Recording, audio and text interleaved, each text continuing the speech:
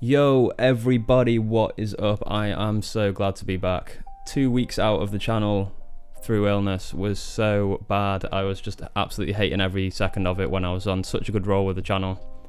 But I'm back now and health is the most important thing, so I'm better and now we can start cracking on doing some more lo-fi stuff. Huge thanks to everyone who left a message on the community post that I put, like wishing me well and that kind of thing.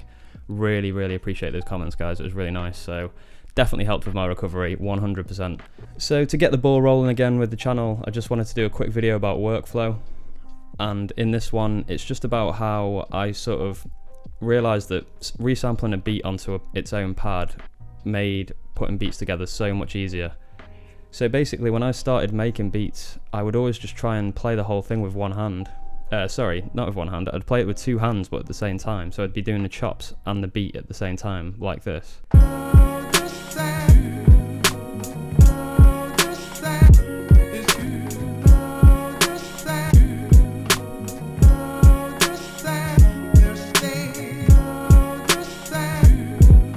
Which, as you can see, it is possible. I mean, I could record that out live, which is what I used to do, and make an okay sounding beat.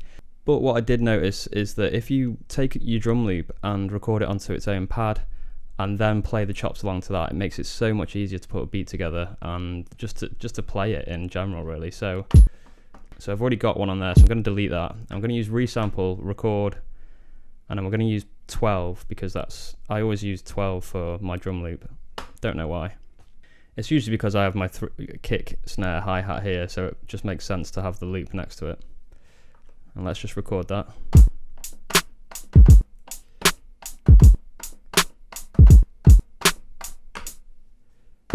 And let's just check that that's looped okay.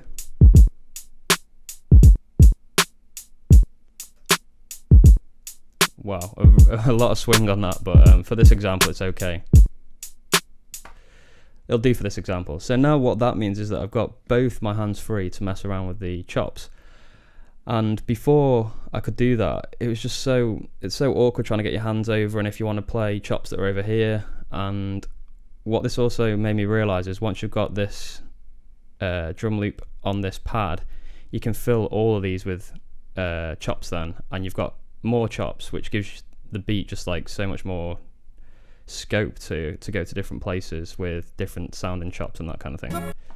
So I've got 5 on this one. When back when I started sampling, really, I'd only ever sort of pick up 2 or 3 chops, and what you come to realise is it's not really enough. You need more. But to be able to play that many with your hands doing this wasn't really possible. So this is just a better setup. It's cleaner and it means you can play your chops a lot easier.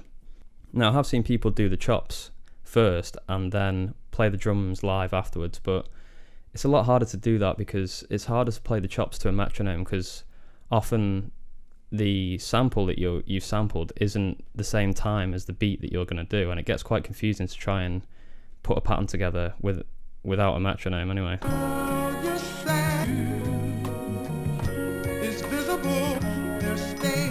So I think to be honest, in this example, that is the right tempo for the beat, unfortunately. But sometimes the chops don't work correctly with the timing when you haven't got a beat to reference at the same time. So I just think it's a lot easier to put a drum loop down first. And then basically, it's like you're another musician in the band. So you've got the drummer playing along, and you're playing along to the beat, and you're getting the groove from that drum loop, and you're putting the chops down. So just makes the beat hang together a little bit more nicely. So now that I've got that loop in on pad 12, I'm going to play it along, and I'm going to show you that it's a lot easier just to have both your hands being able to play the chops.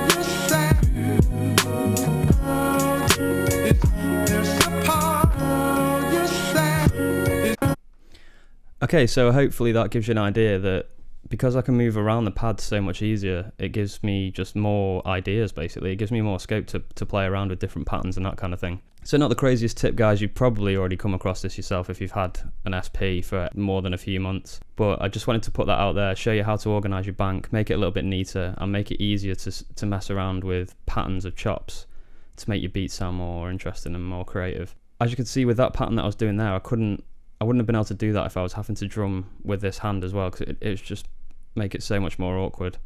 So this is definitely a winner, and it's something that I always do for my drums now as well. I always put a drum loop on this pad and then play the chops along to the beat.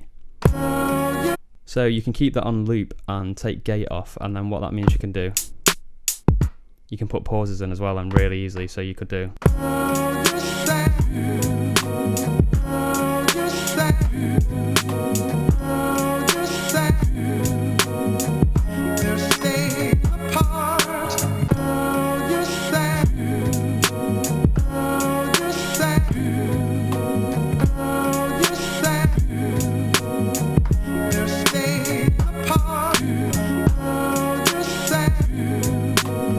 Okay guys, so I hope that tip helps you out. Go ahead and give it a go. Put a drum loop on one of your pads and then jam along to that. It's a lot easier in my opinion, and it means you can have much more creative ideas with the chops that you've got. Hope you enjoyed this video. If you did like the content, please smash the thumbs up, and if you're not subscribed already, please hit that subscribe button, because there's plenty of content coming on this channel. Obviously the last 2 weeks have been a bit of an exception with me being unwell, but I'm back now and there's going to be loads more content next week. Hoping to get the desk finished next week as one of the videos, and then do some PO33 stuff as well. So loads of good lo-fi stuff coming for you guys. Please smash that subscribe button, please smash like, and if you have any questions or comments, please feel free to leave them below. I always try and answer. Take it easy guys, and I will see you very soon. Peace.